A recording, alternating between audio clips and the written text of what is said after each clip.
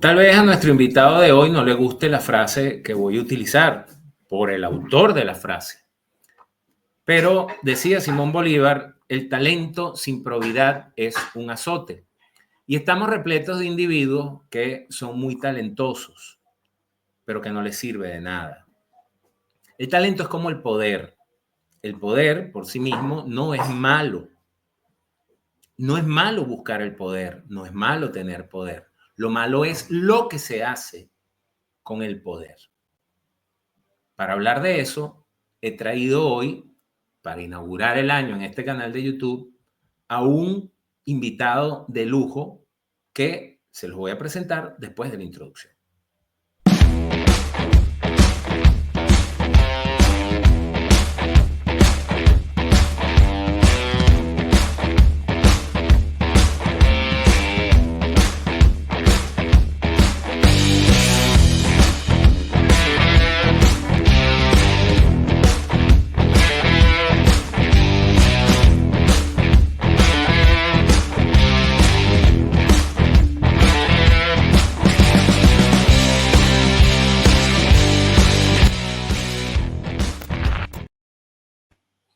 Hola, ¿qué tal? Bienvenidos. Este es el primer programa de No es lo mismo del año 2025. Saben que No es lo mismo era un programa de radio que se transmitió desde el año 2013 hasta el 2019 en Radio Capital 710 AM y que ahora, por múltiples motivos, transmito a través de YouTube. Mi nombre es Pedro Luis Pedrosa.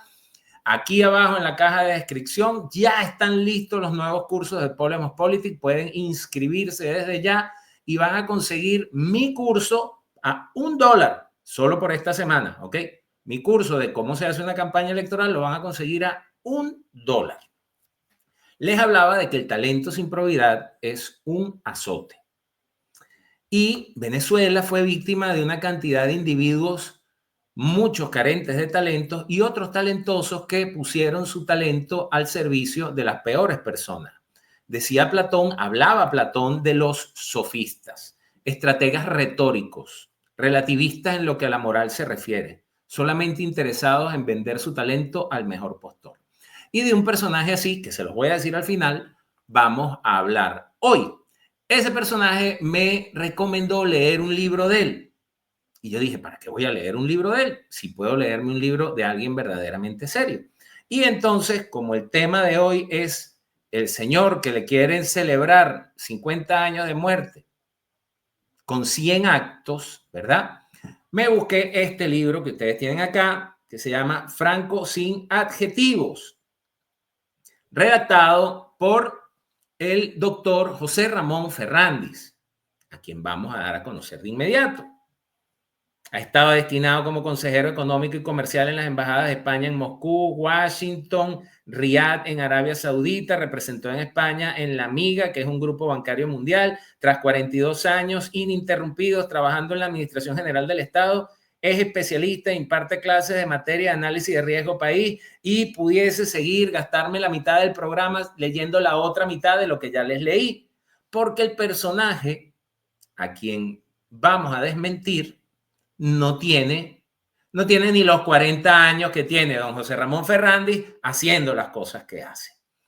Entonces, le damos la bienvenida. Don José Ramón, bienvenido. Gracias por aceptar mi invitación. Es Pedro Luis, estoy encantado de encontrarme contigo. Muchas gracias. No, y debo decir además que don José Ramón Ferrandis es tal vez de las pocas personas que ha destinado parte de su tiempo para escuchar las locuras que a mí se me ocurren. Entonces, eso yo lo valoro supremamente. Entre esas locuras, les recuerdo que aquí abajo en la caja de descripción van a tener el link para inscribirse en los cursos de Polemos Academy, que para los españoles es Polemos con L, no Podemos, que yo con esa gente no quiero nada. Todo comenzó, y ya para echarle el cuento a don José Ramón, todo comenzó hace un par de semanas, ¿verdad? En la efervescencia de qué va a pasar en Venezuela el 10 de enero, que es hoy, y que ya a estas horas se juramentó el tirano Nicolás Maduro, el tirano sucesor, porque el padre de la tiranía se llama Hugo Rafael Chávez Frías, que debe estar bailando en pelotas con Satanás en la quinta paila del infierno. Y entonces hay un debate entre un muy preparado, porque no lo puedo negar, comunista español llamado Santiago Armesilla y un periodista venezolano. El periodista venezolano le contesta un Twitter a Santiago Armesilla diciendo: aquí queda claro que Franco fue un dictador de izquierdas. Yo le respondí por Twitter que me dijera en qué parte de la dictadura franquista él fue de izquierdas y no me contestó. Después este periodista, con otro periodista venezolano, ya les voy a decir quién es, publican un video en YouTube hablando de la ideología de María Corina, cosa de lo cual ella carece. Ella sí ha dado una lucha y tal, y yo no le voy a quitar méritos, pero ella no tiene ideología. De hecho, ella dice que es centro-liberal, que eso es la nada, ¿ok? Entonces le escribo por WhatsApp, porque solíamos tener buen trato, no éramos panas, no éramos amigos. Pero.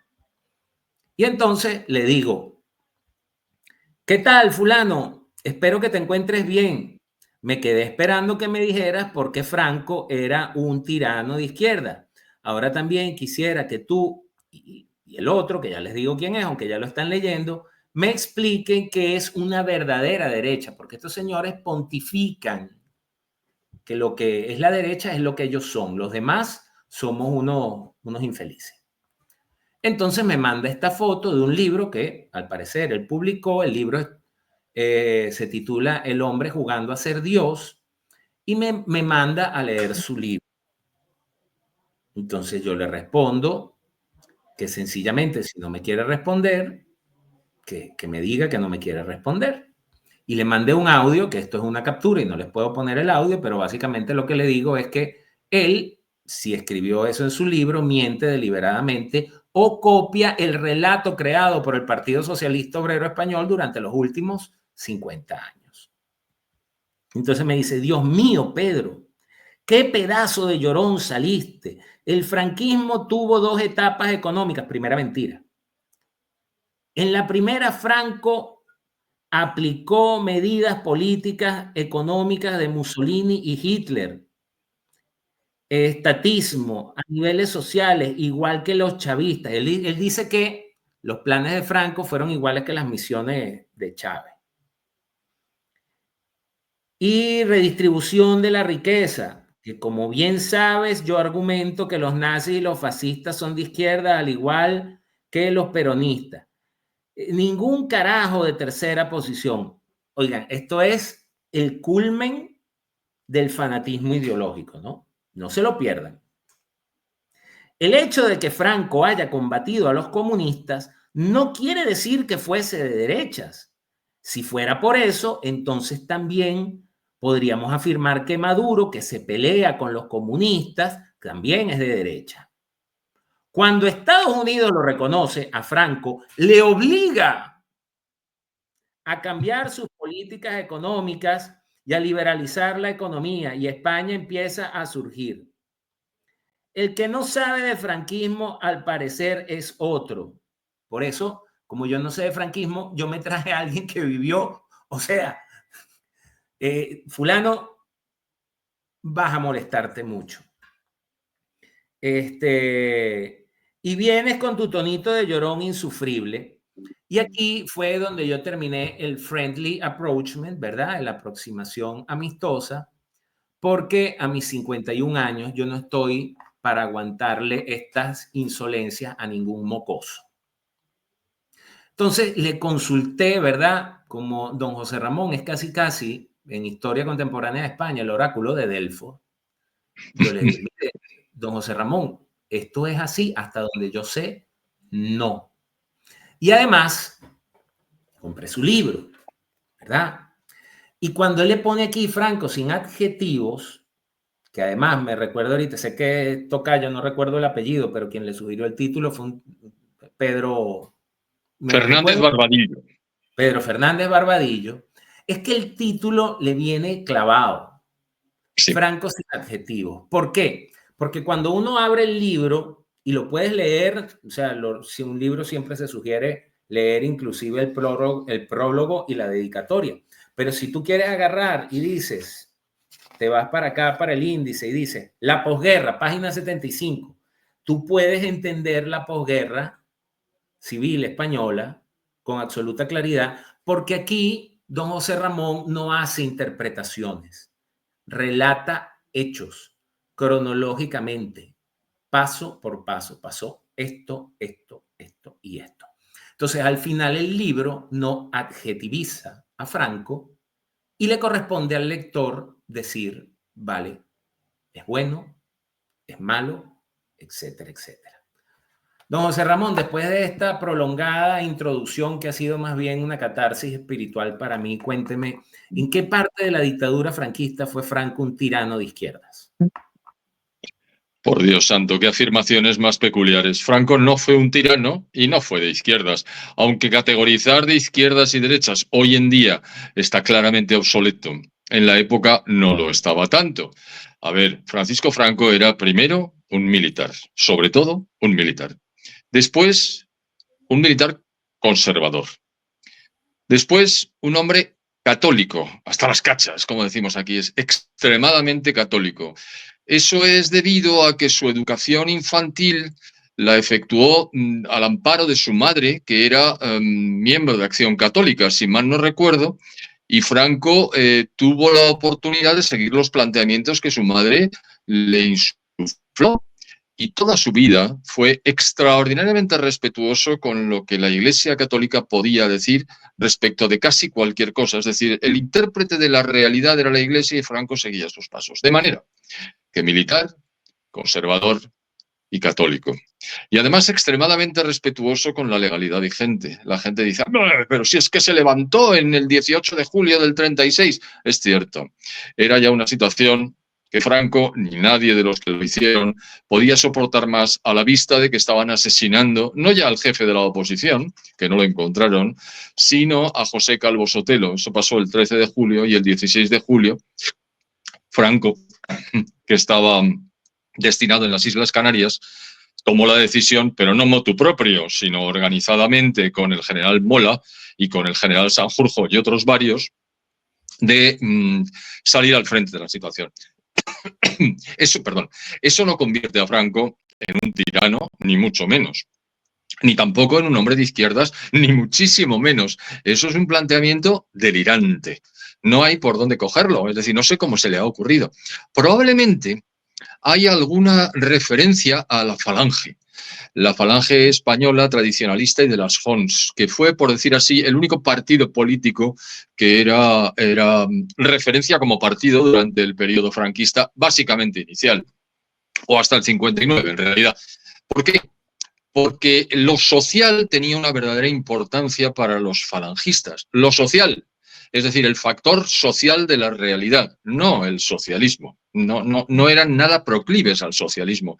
Eran personas muy preocupadas porque la sociedad española alcanzara un equilibrio del que nunca había gozado. Es decir, España, perdón porque lo estoy haciendo un poco largo, pero es para que se entienda. No, adelante, adelante.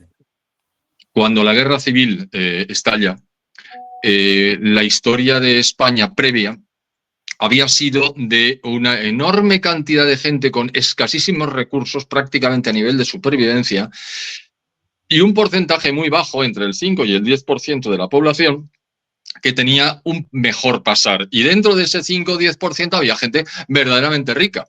Es decir, por decirlo de alguna manera clara, no existía prácticamente clase media en España. Las clases medias son las que estabilizan, equilibran y sustentan las sociedades a medio y largo plazo. Y en España no había tal cosa. Evidentemente, la guerra civil lo que hizo fue generar un problema para resolver otro problema, que era el que había desencadenado la República. Y cuando termina la guerra civil, el 1 de abril de 1939, Franco, que tiene todo el poder, se encuentra con un problema gravísimo, y es que tiene entre las manos un país realmente roto, destrozado, enfrentado, pero con paz. Paz impuesta con las armas, evidentemente. Nadie se va a extrañar de que después de una guerra se consiga la paz como consecuencia de la derrota de uno de los dos. Bueno, pues esta es la historia del origen de Franco en cuanto a su predicamento social y político en España. Nada que ver con un, como ha dicho, no era dictador, dijo un tirano. Cristo bendito, pero ni siquiera era dictador. La gente mira, pero ¿usted qué dice si no había democracia? Efectivamente, la democracia formal de la República, que era prácticamente un trasunto desde febrero del 36, un desastre absoluto, porque había habido una falsificación de las elecciones por parte del Frente Popular, que eran prácticamente todos de izquierdas, para conseguir el poder a través de la falsificación de los votos. Es decir, bueno, las actas que se publicaron no tenían nada que ver con la realidad, hubo una violencia terrorífica contra los candidatos de la derecha, en fin, fue un desastre y a partir de febrero del 36 aquello no se parecía en absoluto a una democracia.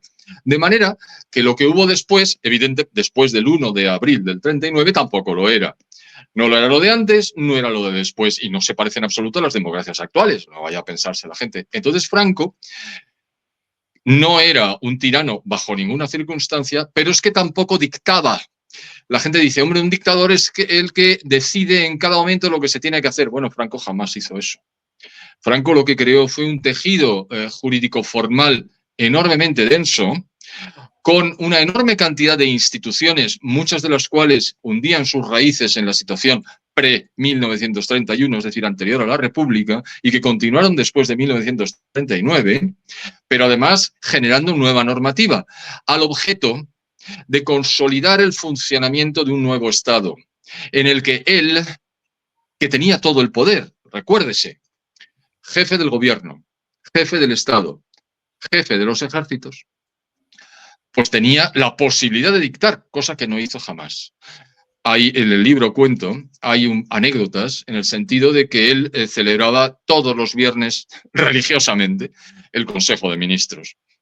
Desde un principio, es decir, él generó la Junta Técnica, es decir, el antecedente del Consejo de Ministros, en el año 38, no había terminado la guerra, precisamente para que hubiera un corpus de especialistas que gestionaran los distintos aspectos del funcionamiento del Estado.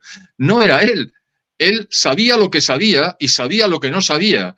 Y lo que hacía muy bien era seleccionar a sus colaboradores sin ningún temor a que fueran más listos que él. La mayoría lo eran, desde luego, en el ámbito de su experiencia, claro que lo eran. Pero él no tenía inconveniente en elegir a los mejores, al objeto de conseguir los mejores resultados para España. Así es que de tirano nada y de dictador tampoco. De hecho, era un dictador que no dictaba. Y eso es algo que la gente tiene que recordar. Él siempre les decía a los ministros, por favor, encontremos la mejor solución. A ver, pero yo creo que esto que estamos proponiendo tendría un efecto muy positivo en la población. No es ese el objetivo, decía Franco. El objetivo es que elijamos la mejor solución para todos. Es decir, era un hombre equilibrado y sensato. Además tenía una gran ventaja, que era muy frío, muy analítico. No se dejaba llevar por impulsos jamás. Y eso viene de cuando su experiencia como militar en primera línea en la guerra en África. Eso es. Y antes. Él es fundador de la Legión junto con el general Millán Astráiz. Claro, fue Millán el que fundó, pero rápidamente depositó su confianza no tanto en Franco cuanto en Valenzuela, porque tenía el nivel jerárquico suficiente, pero Valenzuela murió en un acto militar y entonces rápidamente Franco ascendió. Él tenía una magnífica relación con Millán Astráiz, pero demostró constantemente su enorme valor como militar, es decir, un hombre que afrontaba la muerte con serenidad. Muerte que no llegó, afortunadamente, tuvo un disparo en el vientre, pero no acabó con él, le curaron en Z y bueno, pues incluso los soldados que estaban con él cuando era jovencillo, es decir, cuando tenía pelotones a su mando, luego fue ascendiendo y ya los soldados quedaban un poco más lejos. Pero la gente decía, este hombre está tocado por la varita de la fortuna, este hombre tiene baraka. Baraka, que es un término de la zona del Rif, que viene a querer decir, este hombre tiene una fortuna insuflada por los dioses. No va a morir. Y no murió. Pero es que además era un hombre que como militar era extraordinariamente bueno. Tan es así que se cuidaba enormemente de dos aspectos que en la época no se trataban, la logística y la intendencia. ¿Por qué? Porque le importaba muchísimo el bienestar de sus soldados. Claro, la gente dirá, hombre, pero un militar lo que tiene que hacer es exponer a los soldados a la muerte. Si ya sabemos todos lo que es la milicia y la acción militar. Pero él quería que los soldados tuvieran en todo momento los mejores y los mayores recursos y, por supuesto, que estuvieran bien servidos, bien alimentados y que no les faltara nada de lo que necesitaban para el combate. Eso era por los soldados y era por el resultado del combate. Evidentemente, si tus soldados están bien... ¿Perdón? Por el cumplimiento de la misión. Exacto. Es decir, tenía una serie de virtudes que le funcionaron perfectamente a la hora de gestionar un Estado desde 1939 hasta 1975, con un pequeño intervalo de unas semanas que estuvo retirado al final, porque tuvo una flebitis que lo mantuvo en el hospital. Te quiero decir con esto que era un hombre de una extraordinaria probidad, que jamás buscó su beneficio personal ni el de su familia, sino que buscó el beneficio de España. Ahora no hay de esos, ¿eh? No, sin duda, pero quiero tomar una cosa en particular de lo que usted, de su exposición. O sea, básicamente, Franco, y en particular para estos dos personajes que se atreven a hablar de esta manera, Franco hizo lo que los venezolanos llevamos 25 años esperando que hagan los militares en Venezuela. Dar un golpe de Estado contra un régimen que, como lo fue el régimen de la Segunda República, asesinaba gente por el hecho de ser lo que eran, porque eran católicos, porque eran falangistas, porque eran monárquicos o porque eran de la SEDA, que era la Confederación Española de Derechas Autónomas. Así ¿Verdad? es. Y por eso mataron a Calvo Soteldo. Y por eso mataron a los presos que estaban en la cárcel Modelo y que iban a llevar a Valencia y terminaron asesinándolos en Paracuellos, en lo que hoy día es reconocido por la Iglesia Católica el lugar donde hay más mártires enterrados en una extensión más pequeña. No sé si el número va alrededor de los 5 o los 10.000 asesinados en Paracuellos. No, entre 5 y 6.000. Todavía no se ha podido determinar con exactitud porque aunque fueron asesinados sistemáticamente, no levantaron acta. Entonces, bueno, se sabía las sacas, lo que habían sido, los habían sacado de la cárcel. Eso fue en el mes de noviembre del 36. Ya había estallado la guerra. Pero es importante poner de relieve que Franco esperó hasta el último momento. Franco se negó en varias ocasiones a respaldar los intentos de golpe de sus compañeros militares, empezando por Sanjurjo y terminando por Mola. Ya le tenían ojeriza a sus compañeros diciendo, pero Franquito, ¿por qué no se levanta con nosotros? Franquito, por dos razones. Primero, porque era muy menudo físicamente, era un hombre bajito.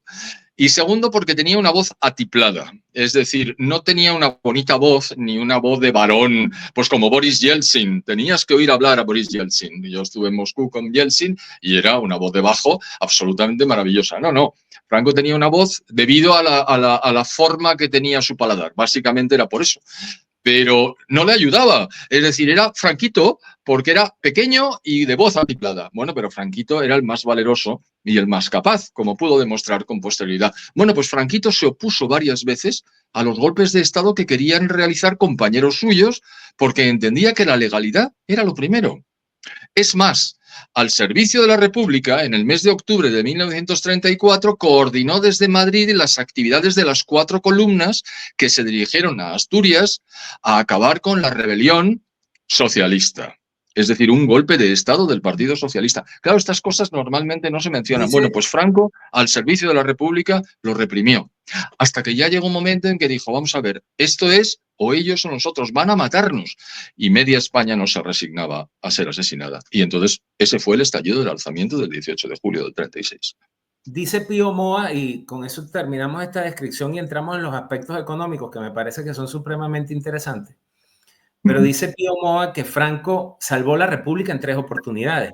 Y les aclaro, o sea, todo el mundo dice que Pío Moa es franquista. Pío Moa fue comunista y es un historiador que se ha dedicado a escribir sobre la Guerra Civil Española y sobre la posguerra con los documentos de la República. O sea, él agarra los documentos de la izquierda española, de los anarquistas, del gobierno de Largo Caballero, de esa época, y con esos documentos es que él escribe sus libros sobre el franquismo y sobre la República.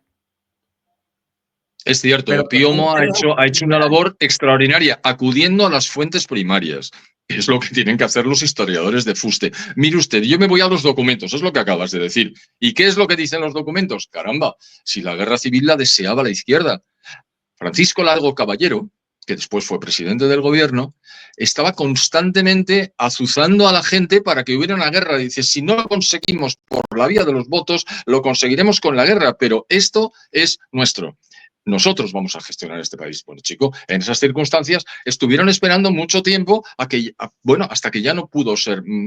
Cuento la anécdota en el libro de que momentos antes o el día anterior al levantamiento, Franco, que estaba estudiando inglés en Canarias con una profesora nativa, nativa de la Gran Bretaña, era un hombre calmado, equilibrado, sensato, muy secundario en el sentido técnico del término desde el punto de vista psiquiátrico, es decir, un hombre que no lanzaba la palabra en primer lugar, que se quedaba esperando y daba una respuesta al final, es decir, no era un hombre vehemente.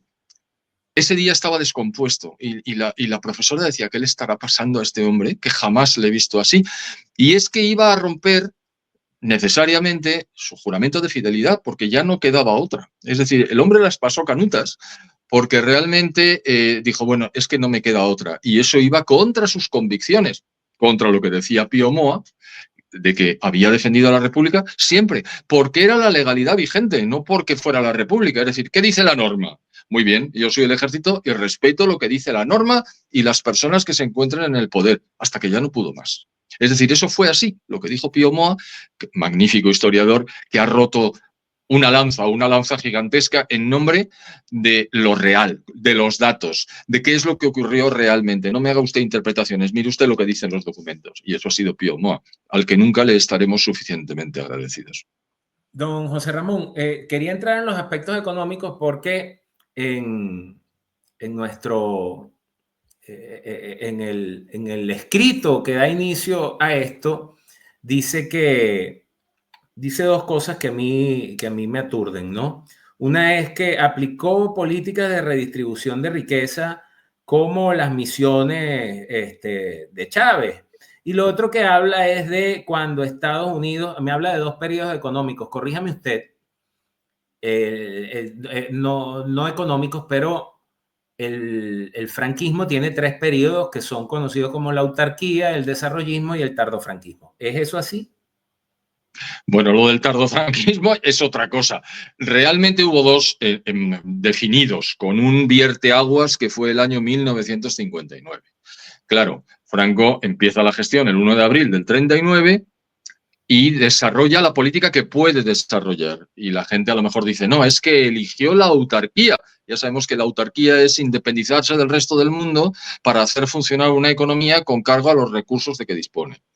Bueno, es que no le quedaba otra. Tengamos en cuenta que entre el 1 de abril del 39 y el 1 de septiembre del 39, ese es el periodo en el que hay paz relativa en Europa, cuando ya los Sudetes, en el año 38, habían puesto de relieve que ni Hitler ni la Unión Soviética con Stalin al frente iban a conformarse con lo que había. Aquello iba a estallar por algún lado.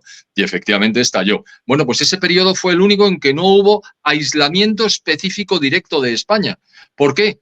Pues porque no había estallado la guerra. Entonces, simplemente había que devolver lo que habían prestado los regímenes alemán e italiano y había que intentar empezar la reconstrucción sin las reservas de oro del Banco de España que los socialistas habían enviado a Moscú como garantía para los suministros de armas, equipos y demás. Cosa que era absolutamente innecesaria, como Franco demostró, porque no tenía nada de oro, pero consiguió préstamos suficientes como para poder adquirir las armas, los equipos, las municiones y los alimentos. Es decir, España empezaba su andadura sin oro, es decir, sin reservas. No tenía nada con qué empezar. Tuvo que hacer un crecimiento. Juan Velarde, que falleció no hace mucho tiempo, un magnífico economista, muy mayor ya al final de su vida, evidentemente tenía, no sé, 97 años, me parece recordar, y seguía trabajando, dijo que era un crecimiento inflacionista. ¿Eso qué quiere decir? Bueno, que iba con cargo a la monetización, es decir, había que emitir medios de pago que no tenían respaldo y no quedaba otra más que el fiat, es decir, te tendrás que fiar de la moneda que yo emito. Y la gente se fiaba de la moneda que emitía. ¿Por qué? Porque nunca fue deliberadamente inflacionista, sino necesariamente inflacionista. Pero Franco no eligió la autarquía. La autarquía le vino impuesta por las circunstancias. Pero ya con el principio de la Segunda Guerra Mundial ya excuso decir que Franco quedó aislado por completo. Porque los aliados no estaban por la labor de favorecer a un régimen que había tenido nexos, a pesar de que me había mantenido la neutralidad. Durante un breve periodo se llamó no beligerancia, es decir, no es exactamente neutralidad, pero yo no participo en la guerra, y después volví a ser neutral, cosa que reconocieron el Reino Unido de la Gran Bretaña y los Estados Unidos al final de la guerra. Pero bueno, a lo que voy. Te encuentras con una autarquía, es decir, que tú vas a crecer ahora con cargo a tus recursos y el país está destrozado. El país ha perdido aproximadamente 200.000 personas en la guerra. El país, es decir, el capital humano, el capital financiero estaba en Rusia, había desaparecido, menos el 10% que estaba en una población francesa y Franco recuperó, pero el 10% de las reservas, el 90% restante no estaba. Y después había un destrozo de infraestructuras considerable, no solo de poblaciones, sino de vías férreas, de puentes, de edificios, en fin, general. Y todo eso lo tienes que hacer sin poder pedir préstamos a nadie porque nadie te va a ayudar. Entonces, claro, empieza la economía lentamente a recuperarse. Lentamente, pero seguramente. Entonces, claro, lo dividimos por años 40, años 50. Bien, eso es un análisis, digamos, científico, académico, profesoral. Es decir, se veía la evolución. Pero en el libro demuestro con hechos que la economía crece con relativa rapidez y, sobre todo, se va recuperando una situación que había sido de máximo beneficio, es decir, renta per cápita, en 1929, 2 años antes de la República. ¿Por qué en 1929?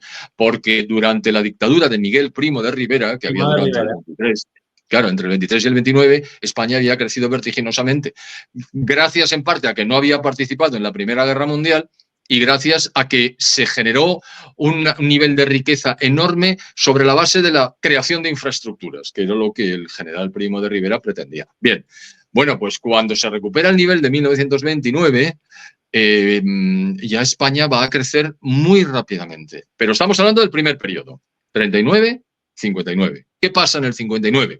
Bien, el modelo de crecimiento autárquico, que ya había sido de alguna manera, se iba abriendo la mano y se efectuaban importaciones, pero no había divisas para pagar muchas importaciones, llega un momento en que dice, señor, no puede, le dicen sus ministros, no podemos seguir por esta vía. Hay que abrir las fronteras del país, nos tenemos que integrar en los mercados internacionales y tenemos que liberalizar el funcionamiento de la economía. Y Franco, que lo entendía perfectamente, porque no tenía formación de economista, evidentemente, la tenía de militar, pero no de economista, entiende perfectamente la situación y les dijo literalmente, hagan lo que tengan que hacer.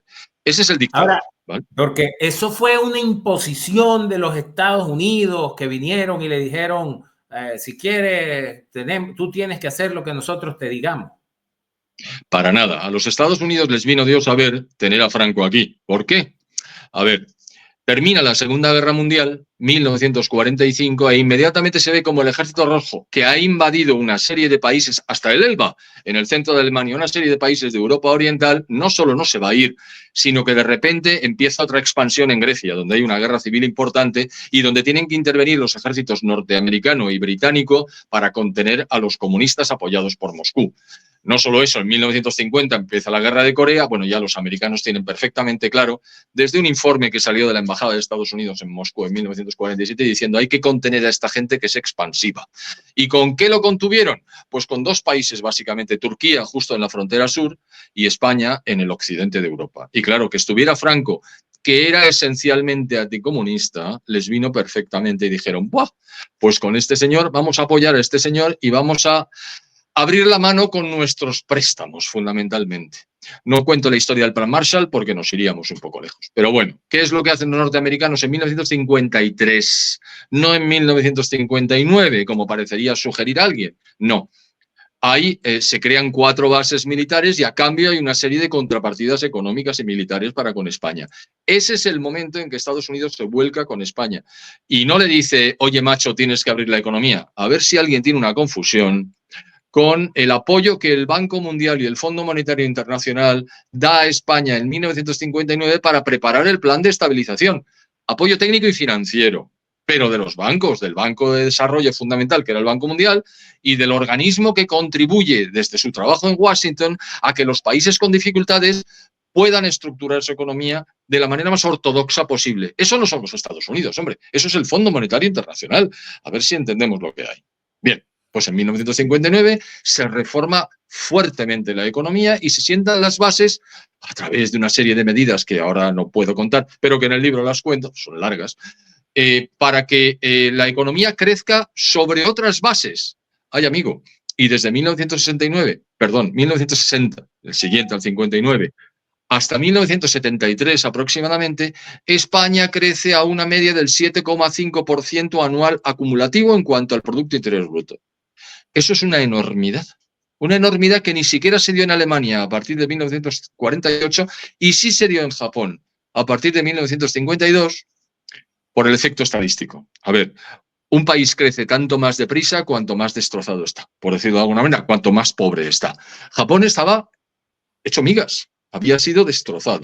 Y Japón, cuando arbitró soluciones técnicas liberales como consecuencia de la imposición de los Estados Unidos, ahí sí, Japón empezó a crecer vertiginosamente y lo hizo a una tasa algo superior de la que España iba a crecer 7 años después. A eso le llaman el milagro japonés. Como antes a Alemania, desde el 48 en adelante, le habían llamado el milagro alemán. Bueno, pues este fue el milagro español. Crecimos más rápido que Alemania, que estaba hecha unos zorros después de la guerra, como creo que todo el mundo sabe, y un poquito más lentos que Japón, pero fue vertiginoso. Y España alcanzó un nivel que le permitió colocarse en 1975, fecha del fallecimiento de Franco, en el 10º lugar entre los países en términos de PIB, el 10º lugar del mundo. Ahora ya no, claro, ahora estamos más cerca del 20º. ¿Eso qué quiere decir? Pues que desde el 60, porque en el 59 fue el plan de estabilización y en el 60 empieza el crecimiento, hasta el 73 que hubo una crisis mundial terrible como consecuencia de la guerra del Yom Kippur y de las restricciones y la elevación del precio del petróleo que paralizó a todos los países occidentales, España creció vertiginosamente. Así es que 2 periodos, 39-59 y 59, en realidad fue 60, pero chico, para no dejar un año muerto, desde el 59 hasta el 75, cuando murió Franco, aunque en realidad fue el 73, periodo de un crecimiento vertiginoso. No es que antes no creciera España, claro que lo hizo, y en el libro lo muestro, es que creció algo más despacio. Todo eso sin ninguna ayuda exterior y sin ninguna hipoteca norteamericana. ¿Qué tontería es esa, por Dios? Bueno, lo que pasa es que usted sabe que la ignorancia es atrevida. O sea, yo me imagino a este personaje escribiendo sobre Franco buscando cosas en Google. O sea, sí sabe, ¿no? O sea, métete en Google y viendo los vídeos de Ana Pastor y de esa gente en YouTube. Porque, a ver, al final las cosas que funcionan, funcionan. No quiero dejar escapar que usted mencionó la dictadura de Miguel Ángel Primo de Rivera. Y Miguel Primo de Rivera. Miguel Primo de Rivera, y antes había nombrado a la Falange. Entonces, para efectos no de la contraargumentación que estamos haciendo o que la hace don José Ramón, una contraargumentación que no es contra él, sino que fue contra mí. Hay que decir que Miguel Primo de Rivera fue dictador hasta el 29 con el reinado de Alfonso XIII y que tiene ese periodo de desarrollo y que después su hijo José Antonio Primo de Rivera es el fundador de la Falange Española. Hay que decir que José Antonio Primo de Rivera tenía una visión crítica hacia el comunismo y los odiaba, y tenía una visión crítica sobre el capitalismo. Sin embargo, tiene frases tan espléndidas como que la propiedad privada es la proyección del hombre sobre lo material. Y funda un partido que siempre fue minoritario, que propugnaba la creación de un Estado sindical, que ahí sí, y que el señor José Antonio Primo de Rivera es asesinado tras un juicio sumario por un pelotón de fusilamiento. Y que sus últimas palabras fueron: ojalá fuesen las mías, Dios quiera fuesen las mías, la última sangre española que se derrame en disputas civiles. Lo que pasa con Falange es que Franco arma la autarquía, que luego que puso misiones sociales o planes de redistribución de riqueza. Pero es que, alma cándida, tú no estás escuchando que es un país que sale de una guerra e inmediatamente queda aislado. Tú no entiendes eso. O sea, ¿cómo tú, estando aislado, liberalizas una economía? ¿Cómo tú le das de comer a una población que está saliendo de una guerra? Incluso, me atrevería a decir yo, y con esto le doy pie para que afirme, yo vivo en un pueblo que fue reconstruido. Mi pueblo fue parte de el campo de batalla donde se disputó la batalla de Brunete, una de las últimas batallas de la guerra civil antes de que los nacionales entrasen a Madrid, antes de que el bando nacional entrase a Madrid. Y ahora mismo estoy teniendo dudas, don José, porque no sé si la batalla de Brunete fue de las últimas antes de entrar a Madrid o si fue una distracción que los republicanos le impusieron a Franco para que él moviese tropas del norte hacia Madrid? Fue una maniobra de distracción. A ver, al frente del Ejército Nacional estaba Francisco Franco y al frente del ejército que se había reconstituido a partir de finales del 36, porque inicialmente lo que había eran milicias muy desorganizadas de todos los partidos, estaba Vicente Rojo. Vicente Rojo estaba al frente del Estado Mayor Central de la República y era un extraordinario militar también. Y tenía una idea bastante clara de lo que tenía que hacer. Lo que tenía, el problema fundamental de Vicente Rojo era que tenía un ejército que estaba trufado o, ¿cómo decir?, muy sesgado por las actividades políticas de los partidos componentes del Frente Popular. Es decir, él no tenía, así como Franco hizo varias cosas muy inteligentes durante el periodo. Por ejemplo, voy a volver a esto. En el año 38 lanzó el llamado Decreto de Unificación. ¿Eso qué significa? Mire usted, en mi zona o en la zona nacional no va a haber peleas entre los partidos como está teniendo lugar en la zona republicana o Frente Populista, que incluso había guerras civiles intestinas entre los distintos partidos del Frente Popular, con el desangramiento de sus fuerzas y los problemas gigantescos de la retaguardia. Entonces Franco dijo, no, yo voy a unificar la falange española con los tradicionalistas y con las juntas de ofensiva nacional sindicalistas, que eran otros grupos afines. Y por eso el partido que sale en el año 38, que luego, por supuesto, está en el 39, la gente dice Falange. No, Falange fue un componente, quizás el más importante.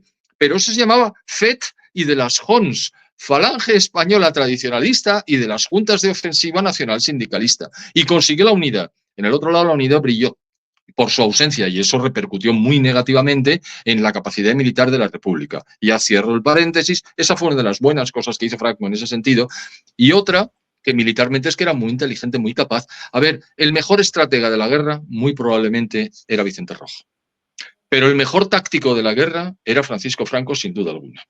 Y como digo en el libro, como decía Moltke el viejo, hubo dos Moltkes generales alemanes, decía, no, si tú puedes planificar estupendamente una batalla y los tienes todo dispuesto y está magnífico. Ahora bien, desde el primer enfrentamiento todos los planes se van a hacer puñetas, porque todo esto cambia. Y entonces el táctico, es decir, el que sabe leer las circunstancias después del primer enfrentamiento, tiene ventaja.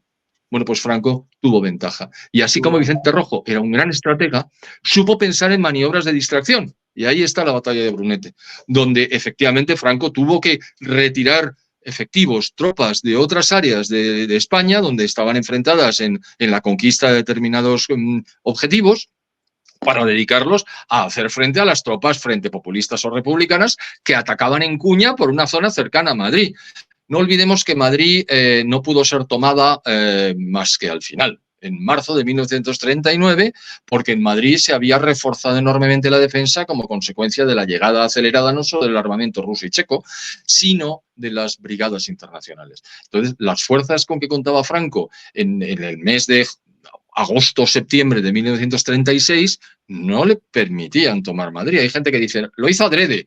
No, es que no le quedaba otra. Y además se desvió a la altura de Maqueda, en la provincia de Toledo, para liberar el Alcázar de Toledo, que era un reducto donde se habían introducido militares, falangistas y en general la población que estaba siendo rodeada por el Frente Popular, cosa que logró, es decir, liberó el Alcázar de Toledo.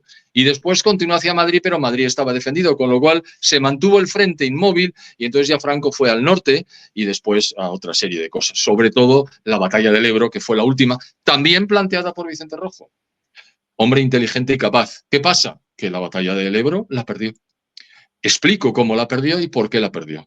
Por cierto, Franco perdió una... donde lanzan el tercio del biberón, le llamaban. Bueno, es que eran muy jóvenes. Eran chicos de 16 años y que son claro, que deseaban ir al combate. A ver, es que las tropas iniciales de Franco no tenía ninguna posibilidad de ganar la guerra al principio de la guerra. El alzamiento es un movimiento desesperado, bien organizado, convencidos, serios, profesionales, pero 4 gatos, sin armas, sin efectivos, simplemente con el factor sorpresa. Cruzan el estrecho, utilizando por primera vez en la historia el puente aéreo. Porque es que, entre otras cosas, consigue ser pionero en algunas cosas. Por ejemplo, en el desembarco de Alhucemas en los años 20 en el norte de África, consigue Franco, con los mismos medios y equipos que los británicos se habían estrellado en Galípoli en la Primera Guerra Mundial en Turquía, hace lo mismo pero mejor y consigue vencer a las tropas, digamos, del norte de África, a las tropas rifeñas. Y claro, luego decía Eisenhower que claro, él estudió el desembarco de Alhucemas, donde Franco había conseguido un desembarco para poder preparar el día D, el 6 de junio de 1944, sobre la base de lo que Franco había hecho. Así es que esas son las iniciativas del gran táctico. ¿Qué pasa? Que al final el ejército de la República del Frente Popular se desmorona completamente, Franco corta en dos a partir de la batalla de Teruel, que la cuento en el libro bastante, y después se plantea la batalla del Ebro, donde desaparece el ejército republicano. Recuérdese que Franco entra en Barcelona sin disparar un tiro. Es decir, se rinde la ciudad por completo. Y luego ya lo de Madrid es una guerra civil intestina dentro del Frente Popular, otra vez. Que que la guerra termina con el golpe de Estado del general Casado republicano contra la República. O sea, exacto, el coronel Casado se enfrenta, rechaza el título de general y se enfrenta a las tropas comunistas y lo hace en nuevos ministerios, no lejos del centro de Madrid actual. Un edificio que había sido ya construido, estaba recentísimamente, de una gran solidez de piedra, estilo neo-herreriano, que puede ver cualquiera, porque se llama Nuevos Ministerios. ¿Por qué? Porque eran los ministerios nuevos para gestionar la política de la República. Se había construido durante el periodo republicano. Ahí termina la guerra. Y entonces Franco, bueno, llega un momento, al final del mes, pues creo que era el 29 de marzo, en que las tropas que estaban enfrentadas desde casi 3 años antes, a lo largo del río Manzanares, a la altura de la ciudad universitaria, arrojan las armas y se ponen uno con otro a fumar, a jugar al fútbol y a cantar. Y entonces, claro, los militares de la República dicen, ¿pero esto qué es? Y le contestan desde el otro lado, me parece que los soldados acaban de firmar la paz. Y así fue. Cuando ya no había nada más que hacer, dijeron, bueno, pues esta guerra se ha acabado, porque ya no tiene ningún sentido que continúe esto, después de esa guerra civil que se había desencadenado. En resumen, Franco estuvo defendiendo la legalidad republicana hasta que ya no pudo más. Y después se tuvo que enfrentar a un ejército inmensamente superior, con recursos superiores de todo tipo, con el control, por supuesto, financiero, con el control de las ciudades, con el suministro de acero, con prácticamente los alimentos a su disposición. Y aún así, ganó la guerra. Claro, luego venir a decir que era socialista, Franco, perdón, no redistribuyó nada. Simplemente generó las facilidades para que la gente que vivía pobremente pudiera vivir con mayor dignidad, pero no le quitó el dinero a nadie para dárselo a los pobres, que es la redistribución. No, no, no. La economía creció para todos y a partir de ahí fueron mejorando todos y se generó una gigantesca clase media. Que en el libro cuento la anécdota de Vernon Walters, pero no te la cuento, que es un poco larga.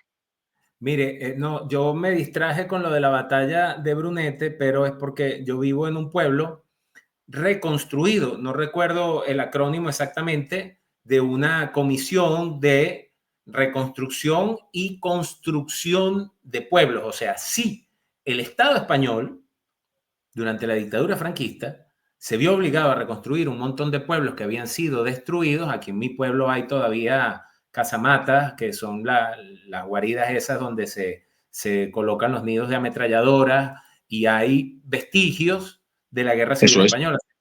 Cerca de aquí hay un castillo que fui a visitarlo y resulta que es propiedad privada, que dicen que ahí se refugiaron tropas republicanas, y entonces que si te acercas que ves los impactos de las balas del enfrentamiento. Pero a lo que voy es que no se puede hablar de que la autarquía del primer periodo del franquismo era la imposición del socialismo, sino que era una necesidad dada. Acabo de perder un poquito, lo siento. No sé bien lo que has dicho porque te he perdido. Te he perdido en una imposición. Ya va. Y yo lo estoy perdiendo usted ahorita. Menos mal que es grabado. ¿Me está escuchando bien? Ahora estamos otra vez. Ahora estamos. Yo lo que estoy diciendo es que la autarquía no era el deseo deliberado de un tirano de imponer el socialismo, sino que era una condición que había que asumir en virtud de dos realidades. Una, el final de la guerra civil y dos, el aislamiento por parte de todo el planeta de quedarse solos sin poder acudir a nadie. Entonces, Tal Ramón, cual. quiero terminar y reiterarle mi agradecimiento. Yo en una oportunidad, ¿sabe? No, donde nos hemos conocido es en el ambiente de las tertulias televisivas y Así es.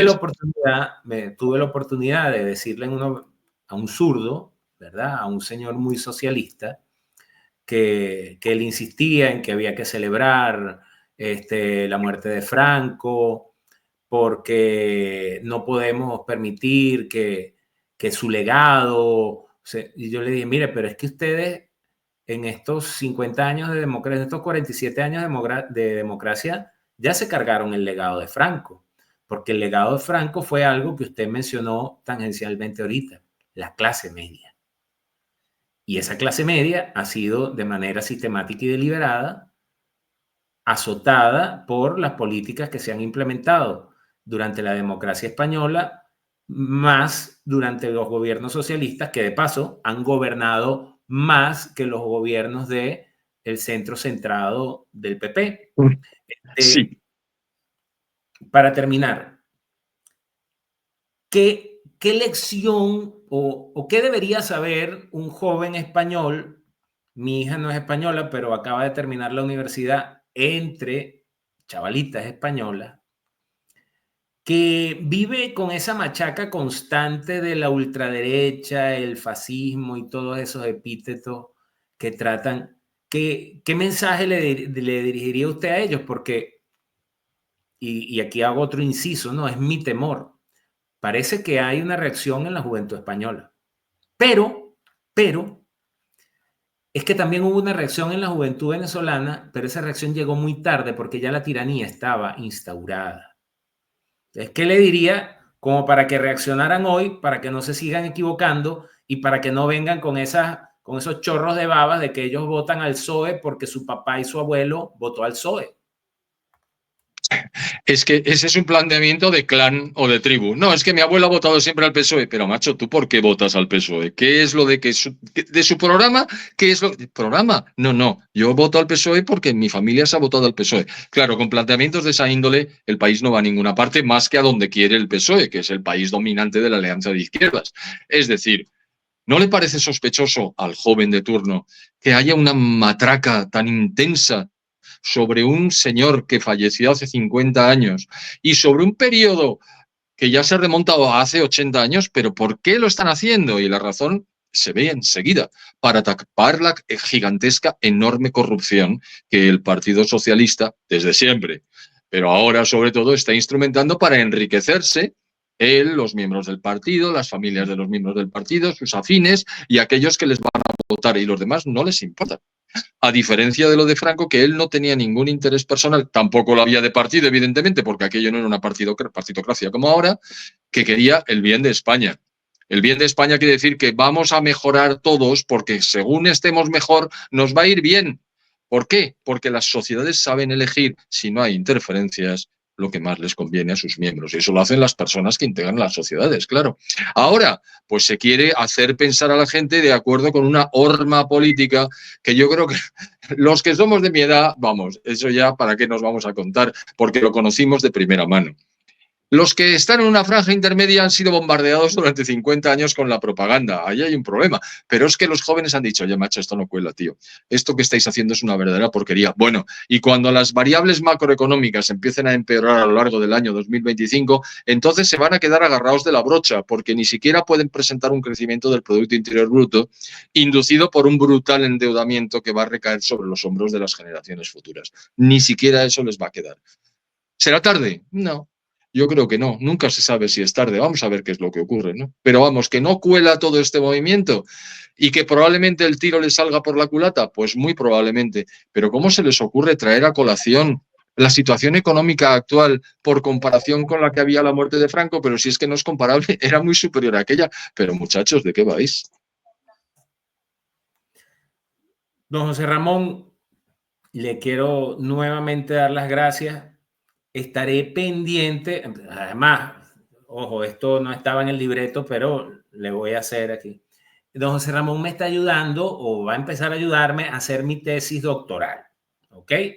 Entonces le estoy agradecido y por prestarme su tiempo, por su colaboración, y cada vez que usted crea que podemos sostener una conversación de este tipo, de modo ilustrativo y que revele algunas... Yo creo que buena parte de los traumas y los complejos que acarrea hoy la sociedad española, que no deberían existir, provienen de ese periodo. Entonces fueron tomados e impuestos. O sea, nunca la sociedad española agarró y dijo, ya va, mira, esa cruz ya la cargó mi abuelo y mi papá. No me montes ese San Benito a mí. Pero en efecto es así. De modo que cada vez que usted tenga tiempo, si está aburrido y de Pedro, que Me aburro poco, pero estoy dispuesto a ayudarte en todo momento. Muchísimas gracias, don José Encantado. Ramón. De verdad Encantado, que pero Luis. estoy muy agradecido y creo que su exposición ha sido, además de explícita, brillante. Y siempre, Muchas gracias. ya le voy a decir cómo quedan los números de este video, pero le voy a dar caña porque vale la pena divulgarlo. Muchísimas gracias. A tu disposición, siempre. Gracias, don Gracias. José Ramón. Adiós, buenas tardes. Bueno, yo me quedo aquí para la despedida porque tengo que recordarles que aquí abajo en la caja de descripción van a conseguir los links para inscribirse en los cursos de Polemos Academy, ¿verdad? Entre ellos, les recomiendo que vayan a ver qué es la guerra, porque la guerra no es lo que nos dicen todo el tiempo, es mucho más profundo que eso. Además que está impartido por el profesor Edgar Blanco Carrero, que no solo es oficial retirado de la Armada, sino doctor en filosofía. Y van a conseguir mi curso de cómo se hace una campaña electoral, porque básicamente una campaña electoral es una maniobra de operación psicológica, es una maniobra de condicionamiento de masas. Entonces, si usted quiere estar verdaderamente woke, despierto, y no quiere ser un woke de estos progre como los libertontos estos, que le tengo que responder, que se trata el autor de este libro, que seguramente, si llega a mis manos, va a terminar encima del Bataclan. ¿Para qué? No sé, de repente es para distraerme mientras estoy sentado. No quiero decir más nada. Y el otro señor es Orlando Avendaño. En realidad yo tengo que decir que con Orlando no he tenido ningún impasse. Pero con un mocoso arrogante, pues como ellos se empeñan en llamarle viejo a uno, entonces es una cuestión de perspectiva. Si tú me ves como viejo, pues yo te veo a ti como un mocoso. Pero estos mocosos arrogantes, que son además los dueños de la propaganda en Venezuela, los que te tienen a ti la cabeza llena de pus con porquerías, pues hay que enfrentarlos como le tocará enfrentar a algunos cuantos. Y la mejor forma de enfrentar a cualquier charlatán es con la verdad. Yo no soy dueño de la verdad, pero la busco. Y por eso me busco a personas como don José Ramón, sobre todo cuando los charlatanes y los mentirosos tienen además la osadía de insultar. Recuerda inscribirte en los cursos de Polemos Politic. Aquí abajo voy a dejar también el link para que consigan el libro Franco sin adjetivos, para que compren el libro de don José Ramón Ferrandi. Además, debo decirles que es una publicación de SND Editores, que tienen una... No, se me olvidó traer, porque con el libro me llegó el folleto de todos los libros publicados por SND Editores.